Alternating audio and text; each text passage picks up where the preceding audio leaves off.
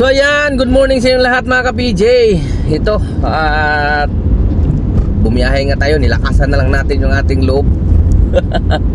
Kaysa maghintay ako ng vulcanizing, so biniyahe ko siya kanina, alas 3, no?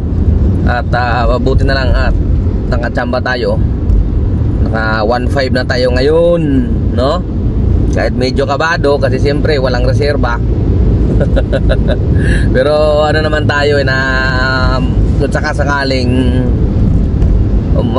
maplatan ulit, may tropa naman tayo na pwedeng matawagan, mapakiusapan. Kaya medyo malakas ang loob. Huwag nga lang sa Skyway dahil doon talaga dali. Pag tayo naplatan dyan, sigurado pwede tayong ma-reker, no? Ako ay nandito na sa Makati ulit.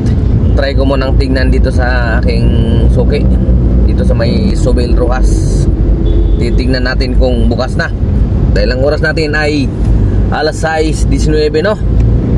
Araw ng Biyernes, Abril 25, taong 2025. Okay, sana bukas na siya. Pag hindi, malamang mauna na muna tayo mag-almusal bago magpa-vulcanize. Magkalapit lang naman to sila doon sa kinakainan natin kila Ate Leslie. Sobel Rojas lang ito. Maganda rin dito magpa-vulcanize mga ka-PJ, mura lang dito. At saka maayos naman yung pagkaka-vulcanize nila. Matagal ko nang sog ito.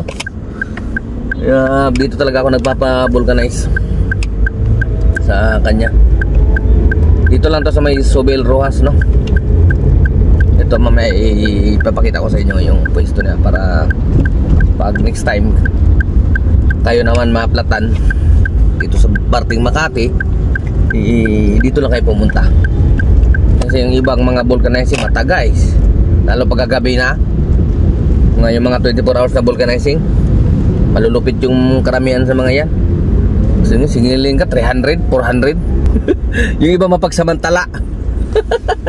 Kaya dapat meron tayong ano lang, kung saan tayo nagpapa-vulcanize, no? So mamaya ipakita ko sa inyo yung area niya, yung location niya kung saan, para kung sakaling kayo naman mayroon kayong alam na vulcanizing shop. Alright, so tara, let's go.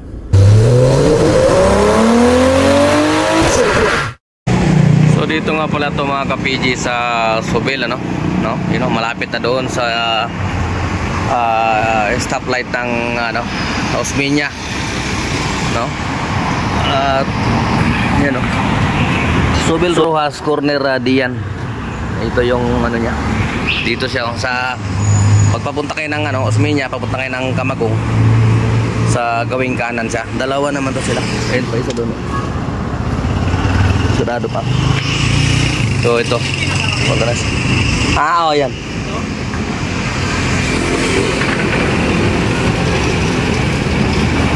So pag naplatan kayo, punta lang kayo dito. Pangmasa lang ito, pangmasa. So yun. Buti ano lang, pito lang yun, hindi na tusok yung gulong. Pito lang.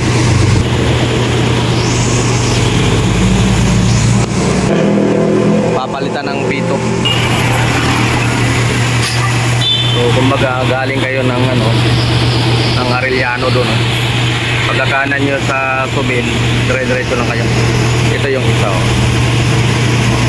Dalawa yun sila.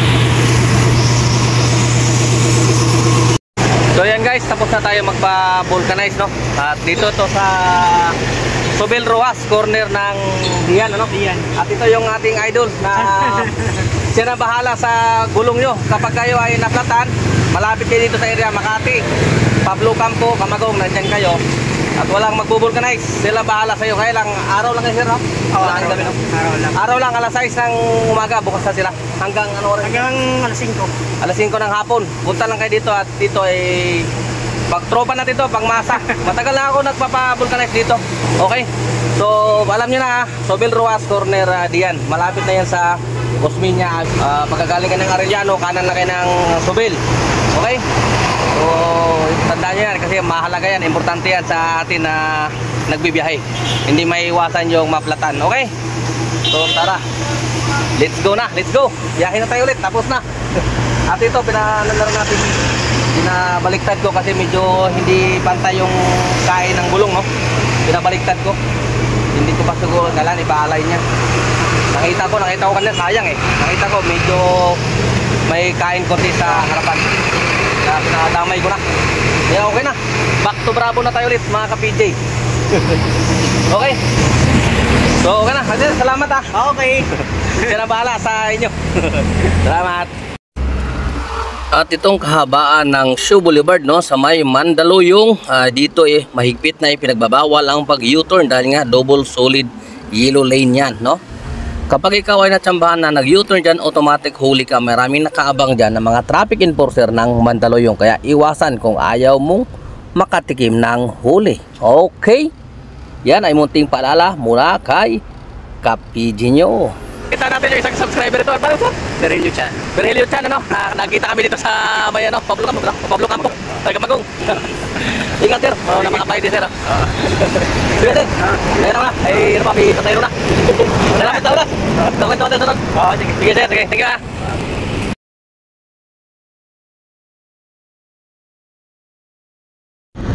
So yan na nga, no, nagkaroon kami ng konting kwentuhan ni sir. Lumapit siya sa akin eh. Sir Berhelio. Lumapit siya sa akin eh. Siyempre siya lang yung nakakilala sa akin. Uy, ikaw ba siya na si ka-PJ? Nahiya talaga ako. Kala mo artista eh. Pasensya na kayo sir, medyo mahihain kasi talaga ako sa personal eh. Pa-picture pa siya sa akin sir. Kaya inano ko na rin, ginrab ko na rin yung opportunity na makasama siya sa vlog. At butit babait si sir talaga. Alam ko naman na lahat ng nakasubscribe dito sa aking channel ay mababait lahat yan.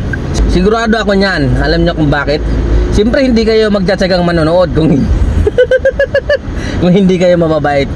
Bakit? Kasi siyempre mga tinuturo ko naman doon tungkol sa pagiging mabuting driver, di ba? Yung mga matsatsagang mga driver. Kaya ako nasasabing mababait, matsatsaga at kahit ano, walang reklamo. Tingnan mo niyo sir, nakakwentuhan ko. Ang sabi niya, nakatapos na raw yung anak niya sa pagtataksi. Dati siyang taxi driver, okay? Kaya nakapagtapos na ng anak. Ngayon yung anak naman niya ang tumutulong sa kanya kasi meron pa raw bunso na nag-aaral. Di ba ang galing? Basta't mabuting ama, nagtanim ng kabutihan, lalo doon sa anak niya, yun yung inaani niya ngayon. Kaya yun ang gusto kong gayahin dahil ako nagpapaaral pa ng mga anak, no? Kumbaga ako nagsisimula pa lang, si sir patapos na, okay? Kasi bunso na lang daw yung nag-aaral eh.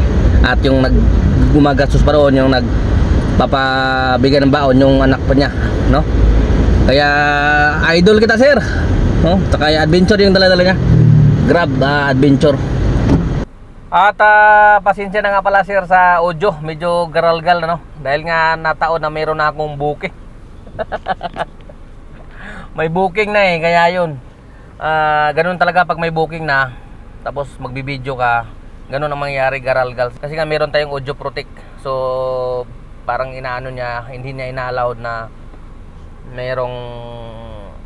may ibang apps na gumagana. Katulad ng mga Selo, mga video, ganun talaga, parang nasisira agad. At sir, salamat din pala sa time. Talagang pagbigyan mo ako. At sana magkakakwentuhan pa tayo muli. Talagang lumapit kayo sa akin. Salamat ulit sir, Sir Berhelio. Mag-ingat ka palagi. At tingin ko talaga napakabait mo tatay, kasi nga sa kwento mo pa lang nakapagtapos ka ng anak. At yun nga, nasa abroad na, at yun yung nagpo-provide sa inyo ngayon. Kaya tingin ko hindi na masyadong hirap si sir sa pang-araw-araw, kasi mayroon ng anak na nakakatulong. Sarap sa pakiramdam pagka ganun, na may anak na ganun. Kasi nga nagtanim siya ng kabutihan sa kanyang anak.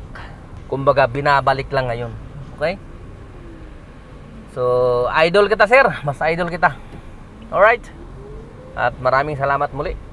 Ingat ka palagi. So ayan mga ka-PJ, ang oras natin ay alas 8:07 na ng April 25, no? 2025 na, no? At araw ng Biyernes. Napaka-traffic. Ang dami sana ng pasahero. Grabe, back to back booking. Grabe ang pasahero, sobra rin kasi ang traffic. Kaya tama na to, tama na. Nandito na tayo sa Pablo Campo. Dito tayo magpapahinga ngayong gabi. Alright, so ang earnings natin ay 5,208 lang. Meron tayong 100 pesos na tip sa Abso. At naka 26 na booking. At yung ating KGR mga ka-PJ, tingnan natin yung ating KGR kung natapos na ba. Yan, tingnan natin. Uy, may isa pa natira. Tinirahan natin ng isa para pampaswerte. Bibiyahe pa tayo bukas ng umaga eh. Kaya kailangan may matirang isa. Joke lang. Wala, yun lang ano. Medyo gusto ko na magpahinga dahil sobrang traffic. Grabe. Hindi ba kaya ang traffic? Kahit saan pumunta, napaka-traffic. Okay, bukas natin tapusin yan. 449, isa na lang kulang. Tapos meron din tayo nakuhang incentive mga ka-PJ, you know? Grabe, ang hirap naman ng incentive ko. 3 lang ang kailangan. Biroin mo, naka-12 ako. 200 sa halagang 200 pesos. Biro mo, 3 lang ang kailangan. Para pinapahirapan yata ako ni Lolo 3 lang ang kailangan. Ang oras na kailangan mo lang buhay, no? Alas 6 hanggang alas 10. Tapos alas 6 daw hanggang alas 10, no? Alas 4 hanggang alas 8. Kumbaga, kumuha ka ng 2 sa umaga, alas 6 hanggang alas 10. Tapos yung isa, kahit hapon mo na kunin, alas 4 hanggang alas 8. Kasi 3 lang ang kailangan eh. Grabe naman na incentive to. Parang hindi pamigay ito tingnan natin yung kahapon ko nakuha ba. Kahapon ko lang ito nalaman eh. Tingnan natin yung pass, yung kahapon. Oh, kuha din oh, kahapon. Hindi ngayon, kuha din ngayon. Anak ng tinapa, magrabe incentive yan. Para pahirapan yan Dira mo, 3 rides lang ang kailangan. Alas 6 hanggang alas 10, yun yung oras mo. Tapos alas 4 hanggang alas 8. Imposible namang hindi mo makuha. Lunes hanggang Biyernes yan. Kahapon nag-umpisa. Kaya sana next week ganun pa rin yung incentive. Kukunin ko yan Lunes hanggang Biyernes. Kasi di ba sumusundot naman tayo ng coding natin eh. Di 5 araw yun. Sa 200 di 1,000 din, di ba? Laking bagay. Tapos yung Sabado at Linggo, kung matsambahan natin yun, yung 450.